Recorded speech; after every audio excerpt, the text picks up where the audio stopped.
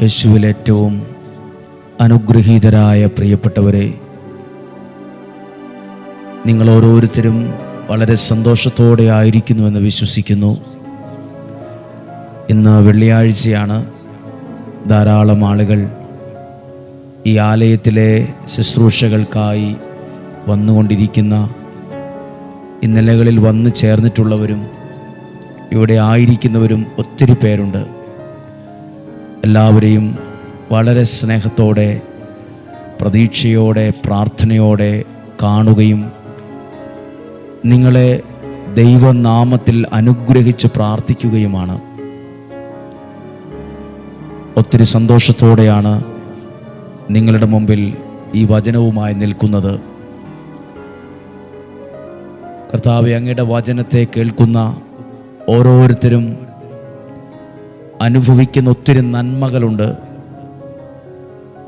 ജീവിതത്തിൽ മുന്നോട്ട് പോകാൻ അവർക്ക് കിട്ടുന്ന ഒരു പ്രത്യേക ശക്തിയുണ്ട്. അവരിൽ വ്യാപരിക്കുന്നൊരു ദൈവീകമായൊരു ബലമുണ്ട്.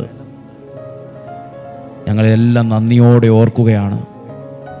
ഈ സമയത്തെ ഓർത്ത് നന്ദി. ഈ വചനം കേൾക്കുന്ന വ്യക്തികൾ, കുടുംബങ്ങൾ സകലവും അനുഗ്രഹിക്കപ്പെടട്ടെ. നിങ്ങൾക്ക് വേണ്ടി പ്രാർത്ഥിക്കുന്നു. ദൈവകരങ്ങളിൽ ഈ വചനം കേൾക്കുന്നവരെ, ഡെയിലി ബ്ലെസ്സിങ്ങിലൂടെ വചനം കേൾക്കുന്നവരെ, പ്രാർത്ഥിക്കുന്നവരെ അനുഗ്രഹിച്ച് പ്രാർത്ഥിക്കുന്നു. ഈ വചനം മുഴങ്ങുന്ന നിങ്ങളുടെ ജീവിതത്തിനകത്ത് ദൈവത്തിൻ്റെ സ്നേഹവും കരുണയും ആഴമുള്ള ശക്തിയും വെളിപ്പെടാനിടയാകട്ടെ. നമുക്ക് പ്രതീക്ഷയോടെ ഈ വചനം കേൾക്കാം. വളരെ പ്രാധാന്യത്തോടെ, ഗൗരവത്തോടെ കേൾക്കേണ്ട ഒരു ദൈവവചന ഭാഗമാണ്. 1 രാജാക്കന്മാരുടെ പുസ്തകം 3-ാം അധ്യായം 25 മുതലുള്ള വാക്യമാണ്. 1 രാജാക്കന്മാരുടെ പുസ്തകം 3-ാം അധ്യായം 25-ാമത്തെ വാക്യം മുതൽ. രാജാവ് വീണ്ടും കൽപ്പിച്ചു, ജീവനുള്ള കുഞ്ഞിനെ 2 പകുത്ത് ഇരുവർക്കും കൊടുക്കുക. ഒരു കുഞ്ഞുമായി ബന്ധപ്പെട്ട പ്രശ്നമാണ്. 2 സ്ത്രീകൾ പറയുന്നു, ഇതെൻ്റെ കുഞ്ഞാണ്. അപ്പോൾ രാജാവ് കൽപ്പനയിട്ടു. 2 പേരും അവകാശപ്പെടുന്നു ഈ കുഞ്ഞ് 2 പേരുടെയാണെന്ന്. അതുകൊണ്ട് ഈ കുഞ്ഞിനെ നടുവേ മുറിക്കുക, എന്നിട്ട് കൊടുക്കാൻ കൽപ്പന പുറപ്പെടുവിച്ചു. ഉടനെ ജീവനുള്ള ശിശുവിൻ്റെ അമ്മ തൻ്റെ കുഞ്ഞിനെ ഓർത്ത് ഹൃദയം നീറി പറഞ്ഞു, യജമാനനെ, കുട്ടിയെ കൊല്ലരുത്, അവനെ അവൾക്ക് ജീവനോടെ കൊടുത്തുകൊള്ളുക. എന്നാൽ മറ്റവൾ പറഞ്ഞു, കുട്ടിയെ എനിക്കും വേണ്ട, നിനക്കും വേണ്ട, കുട്ടിയെ വിഭജിക്കുക. ഒരാൾ പറഞ്ഞു, കുഞ്ഞിനെ കൊല്ലണ്ട, അവൾക്ക് കൊടുത്തേരെ എന്ന് പറഞ്ഞു. എന്നാൽ മറ്റേ സ്ത്രീ പറഞ്ഞു, എനിക്കും വേണ്ട, അവൾക്കും വേണ്ട, കുഞ്ഞിനെ 2 മുറിക്കുക, വേറെ തീരുമാനമൊന്നുമില്ല, അത് തന്നെ മതി എന്ന് പറഞ്ഞു. 27-ാമത്തെ വാക്യം. അപ്പോൾ രാജാവ് കൽപ്പിച്ചു, ജീവനുള്ള ശിശുവിനെ ആദ്യത്തെ സ്ത്രീക്ക് കൊടുക്കുക. ശിശുവിനെ കൊല്ലേണ്ടതില്ല, അവളാണ് അതിൻ്റെ അമ്മ. ഇസ്രായേൽ ജനം രാജാവിൻ്റെ വിധി നിർണയം അറിഞ്ഞ് നീതി നടത്തുന്നതിൽ ദൈവീക ജ്ഞാനം രാജാവിനുണ്ടെന്നറിഞ്ഞ് അവർ അവനോട് ദയാഭക്തിയുള്ളവരായി തീർന്നു. ഞാൻ ഈ വചനം നിങ്ങളോട് പറഞ്ഞത് നമുക്കെല്ലാം വേണ്ട ഒരു കൃപയാണ്, അനുഗ്രഹമാണ്. പ്രശ്നം വരുമ്പോൾ ആ പ്രശ്നത്തെ പരിഹരിക്കാനുള്ളൊരു കഴിവ് ഒത്തിരി പേർക്ക് ഇല്ലാത്തൊന്നാണ്. പ്രശ്നം ഉണ്ടാകാതിരിക്കില്ല, ഒന്നല്ലെങ്കിൽ ഓരോ അഭിപ്രായ വ്യത്യാസങ്ങളും പ്രശ്നങ്ങളും പ്രതിസന്ധികളും ജീവിതത്തിലുണ്ടാകും. പക്ഷെ ആ പ്രശ്നം പരിഹരിക്കേണ്ടതുപോലെ പരിഹരിക്കാനുള്ള ഒരു കഴിവിന് വേണ്ടി പ്രാർത്ഥിക്കണം. പ്രശ്നം ഉണ്ടാകാതിരിക്കട്ടെ, പ്രശ്നം ഉണ്ടാകാൻ വേണ്ടി പറയുമല്ല. പ്രശ്നം അഥവാ പ്രതിസന്ധികളുണ്ടായാൽ, പ്രശ്നങ്ങളുണ്ടായാൽ അത് പരിഹരിക്കാനുള്ളൊരു കഴിവ് ഒരാൾക്ക് ആത്മാവിൽ, വിശ്വാസത്തിൽ, ദൈവം കൊടുത്ത കൃപയിൽ ഈ പ്രശ്നം പരിഹരിക്കാൻ പറ്റും. നമുക്കിന്ന് വേണ്ടത് ബുദ്ധി ഉപയോഗിച്ച് പ്രശ്നം പരിഹരിക്കുന്ന മാർഗത്തെക്കുറിച്ചല്ല. പ്രശ്നം പരിഹരിക്കാൻ ഒരു ദൈവികമായ ജ്ഞാനം ആവശ്യമാണ്. നമുക്കറിയാലോ, ചില വ്യക്തികളിൽ, ചില കുടുംബങ്ങളിൽ ചെറിയ പ്രശ്നം ഉണ്ടാവും. ജീവിത പങ്കാളിയുമായി ബന്ധപ്പെട്ട പ്രശ്നം, സമ്പത്തുമായി ബന്ധപ്പെട്ട പ്രശ്നം, മക്കളുമായി ബന്ധപ്പെട്ട പ്രശ്നം, ഏതെങ്കിലും വിഷയമായിട്ട് ബന്ധപ്പെട്ട ചെറിയൊരു വിഷയമായിരിക്കും, പക്ഷെ അത് വളർന്ന് വളർന്ന് വലിയ പ്രശ്നമാവും. ചെറിയ പ്രശ്നം പോലും പരിഹരിക്കാൻ പറ്റാതെ വരും. അതിന് പറ്റിയ വാക്കുകളില്ല, അതിന് പറ്റിയതുപോലെ ഇടപെടാൻ പറ്റുന്നില്ല. എന്തൊക്കെയോ പറഞ്ഞും പ്രവർത്തിച്ചും അത് വലിയ ബോംബായി, സ്ഫോടനമായി, പ്രതിസന്ധിയായിട്ടത് മാറും. പിന്നെ അത് വാശിയായി, വൈരാഗ്യമായി, ദേഷ്യമായി, പകയായി അത് കൊണ്ടു നടക്കും. എന്നാൽ ചിന്തിച്ചാലോ, വളരെ നിസ്സാര പ്രശ്നമുള്ളൂ. പല കുടുംബത്തിലും ചെറിയ പ്രശ്നമുള്ളൂ, പക്ഷെ അത് പരിഹരിക്കാൻ ദൈവികമായൊരു ആത്മാവിൽ നിന്നുകൊണ്ട് ആ പ്രശ്നം പരിഹരിക്കാൻ കഴിഞ്ഞില്ല. പ്രിയപ്പെട്ടവർ, ഇന്ന് നിങ്ങൾ പ്രാർത്ഥിക്കുമ്പോൾ നമുക്കിന്ന് പ്രത്യേകം പ്രാർത്ഥിക്കാം, തക്ക സമയത്ത് തീരുമാനമെടുക്കാൻ. ഇപ്പോൾ ഈ രാജാവ് തക്ക സമയത്താണ് തീരുമാനമെടുത്തത്, ആ പ്രശ്നം പരിഹരിച്ചത്, എപ്പോഴേലും അല്ല. അതുകൊണ്ടാണ് ആ നാട്ടിലെ ജനങ്ങൾ രാജാവിൻ്റെ തീരുമാനത്തെ ഓർത്ത്, ആ വ്യക്തിക്ക് കിട്ടിയ ദൈവിക ജ്ഞാനത്തെ ഓർത്ത് ബഹുമാനിക്കാൻ ഇടവന്നു. തക്ക സമയത്ത് തീരുമാനമെടുത്തു, തക്ക സമയത്ത് ആ പ്രശ്നം പരിഹരിച്ചു, വേണ്ട പോലെ ആ പ്രശ്നം പരിഹരിച്ചു. നമുക്ക് ഇന്ന് ഈ കാലഘട്ടത്തിൽ ആവശ്യമായ ഒന്നാണിത്. നമ്മൾ പറയും നമുക്ക് വിദ്യാഭ്യാസമുണ്ട്, കഴിവുണ്ട്, ബുദ്ധിയുണ്ട്, ഞാൻ വലിയ കാര്യങ്ങളൊക്കെ ചെയ്യുന്നയാളാണ്. എന്തു വലിയ കാര്യം ചെയ്യുന്ന ആളാണെങ്കിലും ചില സമയത്ത് തക്ക സമയത്ത് ഒരു തീരുമാനം എടുക്കാനും തക്ക സമയത്ത് ആ പ്രശ്നം പരിഹരിക്കാനും പരാജയപ്പെട്ടു പോകും. പലരും നമ്മളെ കുറ്റപ്പെടുത്തും, നീ എന്താ അങ്ങനെ ചെയ്തത്, എനിക്കിങ്ങനെ ചെയ്തുകൂടായിരുന്നു. അന്നേരം നമ്മൾ ഓർക്കും, ദൈവം ഞാൻ എന്താണ് അങ്ങനെ ചിന്തിച്ചത്. നിങ്ങളിന്ന് പ്രാർത്ഥിക്കുക.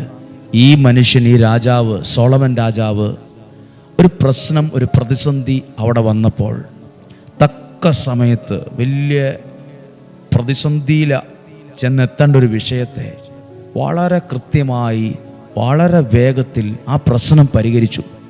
തക്ക സമയത്ത് തീരുമാനമെടുത്തു, തക്ക സമയത്ത് ആ പ്രശ്നം പരിഹരിച്ചു.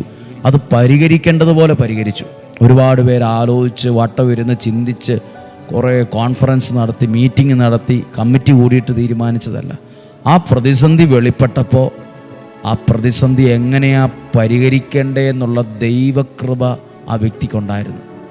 അതാണ് ആത്മാവിൽ ദൈവത്തിൽ നിന്നുകൊണ്ട് ആ പ്രശ്നം പരിഹരിക്കുമ്പോഴുള്ള പ്രത്യേകതയാണ്. അത് ആ തീരുമാനത്തെ മറ്റുള്ളവർ ഭയപ്പെടും, മറ്റുള്ളവർ അത്ഭുതപ്പെടും. ഇപ്പോൾ നമുക്കെല്ലാവർക്കും പ്രാർത്ഥിക്കണം, ദൈവമേ, എന്തെങ്കിലും ഒരു പ്രതിസന്ധി വന്നാൽ, ഒരു തീരുമാനമെടുക്കേണ്ട വിഷയം വന്നാൽ തക്ക സമയത്തത് വിവേകത്തോടെ ദൈവികമായ ജ്ഞാനത്തിൽ പ്രാർത്ഥനയിൽ തീരുമാനമെടുക്കുവാൻ, ഉചിതമായ രീതിയിൽ ആ പ്രശ്നം പരിഹരിക്കുവാൻ ദൈവമേ ഒരു ദൈവിക ജ്ഞാനവും കഴിവും എനിക്ക് തരണമെന്ന് പ്രാർത്ഥിക്കുക. ചില പ്രശ്നങ്ങൾ വലിയ പ്രശ്നങ്ങളായി പോകാറുണ്ട്. നമുക്കൊരു കഴിവ് കിട്ടുമ്പോൾ ആ പ്രശ്നം നമുക്ക് തന്നെ അത്ഭുതമായിരിക്കും, ഞാൻ എങ്ങനെ ആ പ്രശ്നം പരിഹരിച്ചത്. ആ സമയത്ത് ദൈവം നമുക്ക് വാക്കുകൾ തരും, ആ സമയത്ത് ദൈവം നമുക്ക് കഴിവ് തരും, ആ സമയത്ത് ദൈവം നമ്മളെ നയിക്കും. നമുക്ക് പ്രാർത്ഥിക്കാം. ഇന്നേ ദിവസം നിങ്ങൾക്ക് വേണ്ടി പ്രാർത്ഥിക്കുക. കർത്താവേ, തക്ക സമയത്ത് തീരുമാനമെടുക്കാനും തക്ക സമയത്ത് പ്രശ്നങ്ങളെ പരിഹരിക്കാനും ദൈവമേ അങ്ങയുടെ കൃപ വചനം കേൾക്കുന്ന ഞങ്ങൾക്ക് വേണം, ജ്ഞാനം ഞങ്ങൾക്ക് വേണം, വിവേകത്തോടെയുള്ള തീരുമാനമെടുക്കാനുള്ള അനുഗ്രഹം വേണം. ചെറിയ പ്രശ്നം പോലും പരിഹരിക്കാൻ പറ്റാത്തവരാണ് ഞങ്ങൾ. ചെറിയ പ്രശ്നം പോലും അത് വലിയ പ്രശ്നങ്ങളായി മാറിയിട്ടുണ്ട്. ഞങ്ങൾക്ക് പ്രശ്നങ്ങൾ ഉണ്ടാകുമ്പോൾ, പ്രതിസന്ധികൾ ഉണ്ടാകാതിരിക്കട്ടെ, പ്രശ്നങ്ങൾ ഉണ്ടാകാതിരിക്കട്ടെ, അഥവാ പ്രശ്നങ്ങൾ വെളിപ്പെട്ടാൽ അത് പരിഹരിക്കാനുള്ള ഒരു കൃപയും ജ്ഞാനവും തരണമേ. ഇന്ന് വെള്ളിയാഴ്ചയാണ്, ധാരാളം ആളുകൾ ഒരുമിച്ച് പ്രാർത്ഥിക്കുന്ന ദിവസമാണ്. നിങ്ങൾക്ക് വേണ്ടി പ്രാർത്ഥിക്കുന്നു. ദൈവത്തിൻ്റെ അനുഗ്രഹം ഉണ്ടാകട്ടെ. ഈശോയുടെ നല്ല ആശീർവാദത്തെ സ്വീകരിക്കുകയാണ്. ഇന്ന് നിങ്ങളിവിടെ ഓൺലൈനായിട്ടായിരിക്കും ഈ വചനങ്ങൾ കേൾക്കുന്നത്. ഞങ്ങൾ നിങ്ങൾക്ക് വേണ്ടി പ്രാർത്ഥിക്കുന്നുണ്ട്. ഇന്ന് ഷീജ എന്ന സഹോദരി ഉപവാസത്തോടെ ഈ വെള്ളിയാഴ്ച ദിവസം പ്രാർത്ഥിക്കുന്നുണ്ട്. ഷീജ എന്ന സഹോദരിയുടെ കുടുംബത്തിന് വേണ്ടി, നിയോഗത്തിന് വേണ്ടി ഞങ്ങൾ പ്രാർത്ഥിക്കുന്നു. ഞങ്ങൾ ഇന്നു വരെ ആലയത്തിൽ സ്വീകരിച്ചിട്ടുള്ള, ഇന്നും സ്വീകരിക്കുന്ന സകല നിയോഗങ്ങൾക്ക് വേണ്ടി ഓരോ വ്യക്തി ശുശ്രൂഷകരിൽ ഒരാൾ ഉപവാസത്തോടെ പ്രാർത്ഥിക്കുന്നു. ഉപവാസത്തോടെ പ്രാർത്ഥിക്കുന്നത് ഷീജ എന്ന സഹോദരിയാണ്. നന്ദിയോടെ ഓർക്കുന്നു. നമ്മൾ പ്രാർത്ഥിക്കുന്നു. ഈശോയുടെ നല്ല ആശീർവാദത്തെ സ്വീകരിക്കാം. നമ്മുടെ കർത്താവ് ഈശോ മിശിഹായുടെ കൃപയും പിതാവായ ദൈവത്തിൻ്റെ സ്നേഹവും പരിശുദ്ധാത്മാവിൻ്റെ സഹവാസവും നിങ്ങളോടുകൂടെ ഉണ്ടായിരിക്കട്ടെ. കർത്താവെ, അങ്ങയുടെ വചനത്തെ കേൾക്കുന്ന ഈ പ്രിയപ്പെട്ടവർക്ക് കൃത്യസമയത്ത് തീരുമാനമെടുക്കാനുള്ള കഴിവ് കൊടുക്കണമേ. ഉചിതമായ സമയത്ത് പ്രശ്നം പരിഹരിക്കേണ്ടതുപോലെ പരിഹരിക്കാൻ പല പ്രശ്നങ്ങളുള്ളവർ എൻ്റെ ജീവിതത്തിൽ ഈ വചനം കേൾക്കുന്നുണ്ട്. പല പ്രതിസന്ധി, എന്നാ ചെയ്യേണ്ടതെന്ന് അറിയത്തില്ല, എന്നാ പറയേണ്ടതെന്ന് അറിയില്ല. ദൈവമേ, ആ ഒരു ജ്ഞാനം അവർക്ക് കൊടുക്കണമേ, ആ ജ്ഞാനം അവർക്ക് കൊടുക്കണമേ. കർത്താവെ, പരീക്ഷ എഴുതുന്ന കുഞ്ഞുങ്ങൾക്ക് വിജയം കൊടുക്കണമേ. കർത്താവെ, അങ്ങയുടെ വചനം കേൾക്കുന്ന ആരും ജീവിതത്തിൽ പരാജയപ്പെട്ടു എന്ന് കേൾക്കാനിടയാകരുത്, ജീവിതത്തിൽ തോറ്റുവെന്ന് കേൾക്കുവാനിടയാകരുത്. വചനം കേൾക്കുന്ന ഒരു കുടുംബവും തകർന്നുവെന്ന് കേൾക്കാനിടയാകരുത്. ദൈവവചനം കേൾക്കുന്ന ഒരാളും ആത്മഹത്യ ചെയ്തു എന്ന് കേൾക്കാനിടയാകരുത്. ദൈവവചനം കേൾക്കുന്ന നിങ്ങൾ വിജയിച്ചുവെന്നും ദൈവാനുഗ്രഹത്തിൽ മുന്നേറിക്കൊണ്ടിരിക്കുന്നുവെന്നും കേൾക്കുവാൻ ഇടയാകണം. അതിനുവേണ്ടി ഞങ്ങൾ പ്രാർത്ഥിക്കുന്നു. കുഞ്ഞുങ്ങളെ, നിങ്ങൾ പഠിക്കണം, വിജയിക്കണം. ഒരാളും വഴിതെറ്റി പോകരുത്, ഒരാളും തെറ്റായ ബന്ധങ്ങളിൽ പോകരുത്, ഒരാളും പരാജയപ്പെട്ടു പോകരുത്. വിജയിച്ചു വന്നോണം, ഉയരങ്ങളിൽ എത്തിക്കോണം. അതിനുവേണ്ടി ഞങ്ങൾ പ്രാർത്ഥിക്കുന്നു. രോഗങ്ങളിൽ നിന്നും അപകടങ്ങളിൽ ദുർമരണത്തിൽ നിന്നും കാത്തുകൊള്ളണമേ. ദീർഘായുസ്സും നല്ല ആരോഗ്യവും സന്തോഷവും സമാധാനവും ഐശ്വര്യവും നിങ്ങൾക്കുണ്ടാകട്ടെ. യേശുവിൻ്റെ നാമത്തിൽ അനുഗ്രഹിച്ച് പ്രാർത്ഥിക്കുന്നു, ഇപ്പോഴും എപ്പോഴും എന്നേക്കും. ആമേൻ. നല്ലൊരു ദിവസം ആശംസിക്കുന്നു. സാധ്യമായവർക്കെല്ലാം അയച്ചു കൊടുക്കുക. ഈ വചനങ്ങൾ അനേകർ കേൾക്കേണ്ടതും അറിയേണ്ടതും പ്രാർത്ഥിക്കേണ്ടതുമാണ്. നാളെയും നമ്മൾ ഒരുമിച്ച് 5:30 കാണാം. 5:30 കാണുന്നത് പോലെ കണ്ണിലെ കൃഷ്ണമണി എന്ന പോലെ സ്വർഗത്തിലെ വലിയവനായ ദൈവം എന്നെയും നിങ്ങളെയും സൂക്ഷിക്കട്ടെ. ആമേൻ. അനുഗ്രഹം പ്രാപിക്കാൻ വേദനയോടെ വരും നേരം വേദനയെല്ലാം നീക്കണമേ, ഞങ്ങളുടെ യാചന കേൾക്കണമേ. അനുഗ്രഹം പ്രാപിക്കാൻ വേദനയോടെ വരും നേരം വേദനയെല്ലാം നീക്കണമേ, ഞങ്ങളുടെ യാചന കേൾക്കണമേ. യോഗ പ്രാർത്ഥന ചൊല്ലും നേരം അമ്മേ മാധ്യസ്ഥമേകണമേ. നിയോഗ പ്രാർത്ഥന ചൊല്ലും നേരം അമ്മേ മാധ്യസ്ഥമേകണമേ. നിയോഗത്തിൽ പ്രാർത്ഥിക്കുമ്പോൾ അമ്മേ മാധ്യസ്ഥമേകണമേ.